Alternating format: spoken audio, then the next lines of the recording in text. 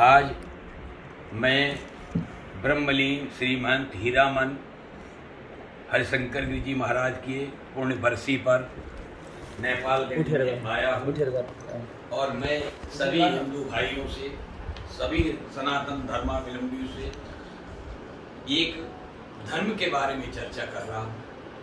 एक समय की बात थी, एक जगह किसी जगह धार्मिक आयोजन था और वहाँ पे समभाव सर्व धर्म सभा बुलाई गई और वहाँ पर ये भी घोषणा की गई थी कि कोई किसी के मजहब के बारे में टीका टिप्पणी नहीं करेगा। अपने धर्म के बारे में जो कुछ आपको कहना है वो इस समाज को, सभा को बताएगा।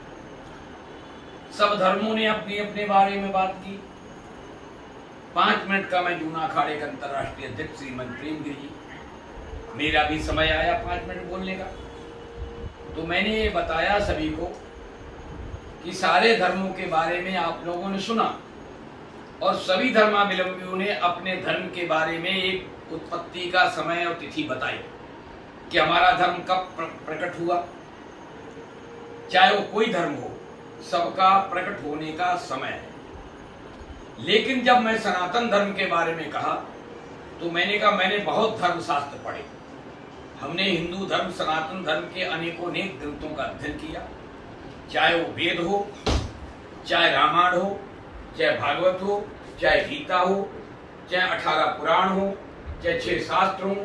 सारे का अध्ययन करने के बाद जो मैंने पाया मैं उस सभा को बता रहा हूँ। मैंने पाया कि सब धर्मों ने अपने धर्म का इतिहास बताया, लेकिन हमारे धर्म का, सनातन धर्म का जब मैं अध्ययन किया तो हमारे धर्म का कहीं भी कोई इतिहास नहीं। जब मैंने शास्त्रों को देखा, लोगों से भी चर्चा की, विद्युत समाज में भी गया, तो मैंने यही कहा कि सब धर्मों की उत्पत्ति हुई, समय तारीख पर हुई, सबका एक डाटा है, लेकिन हमारे धर्म का क्यों डाटा नहीं।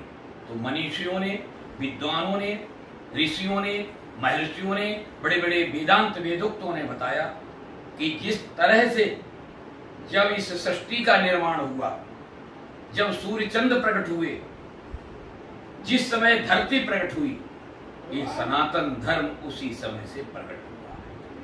न इसका कोई इतिहास है, प्रकट होने का कोई समय नहीं, केवल यही समय है कि जब ये सृष्टि बनी, जब से सनातन धर्म चला और जब तक सृष्टि रहेगी, जब तक सूर्य चांद रहेंगे, तब तक ये धर्म चलता रहेगा।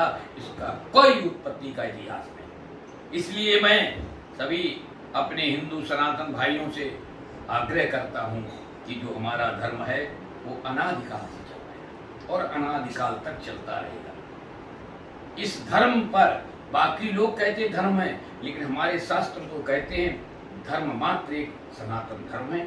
बाकी सारे जितने भी संसार में धर्म है वो एक संस्था के रूप में है, संस्थाएं हैं और अनेकों संस्थाएं बनती हैं, बिगड़ती हैं, चलती हैं, खत्म होती हैं, लेकिन जो धर्म होता है वो न कभी खत्म हुआ और न कभी खत्म होगा। उसका नाम है सनातन धर्म। इसलिए मैं नेपाल में जो हमारे धर्म को छोड़ करके, गीता में कहा गया है जिस धर्म में जन्म लेना है उसी धर्म का अनुसरण करना चाहिए। पर धर्मा भयावचा, दूसरे धर्म से भय मानना चाहिए, दूर रहना चाहिए, अपने धर्म का ही अनुसरण करना चाहिए, किसी धर्म की निंदा स्तुति नहीं करनी चाहिए, अपने धर्म का अनुसरण करते हुए अपने जीवन को व्यतीत करना चाहिए। ऐसे महापुरुष तो लाखों करोड़ों में कोई, जैसे गुरु गोविंद सिंह के 2 बच्चे थे, जब सरहिंद की दीवार में उनको इस्लामिक लोग, मुसलमान लोग बाहर से आए और उनको दीवार में चुनवाने लगे, तो उनसे एक ही शब्द कहा था कि आप इस्लाम स्वीकार कर लो, आपको मैं छोड़ दूंगा। उन्होंने एक शब्द कहा था कि मैं इस्लाम स्वीकार करने को तैयार हूं, लेकिन ये हमको बताइए कि इस्लाम बनने के बाद क्या मैं अमर हो जाऊंगा। बोले कोई आज तक अमर नहीं हुआ, सबको मरना है। तो बोले जब वहां भी मरना है यहाँ, तो मैं अपना धर्म छोड़ करके क्यों नहीं अपने धर्म पर मरूं। और उन्होंने अपने धर्म पर कुर्बानी दी और हंसते हंसते वो दीवार में चुन गए, लेकिन उन्होंने अपने धर्म को नहीं छोड़ा। तो ऐसे भारत भूमि में सनातन धर्म का इतिहास है और था। कितने विधर्मी आए भारतवर्ष में, सनातन धर्म को लुप्त करने के लिए कितना कार्य किए, कितना बीड़ा उठाई, लेकिन आज तक हमारे सनातन धर्म का इतिहास कोई ब्रेक नहीं आया।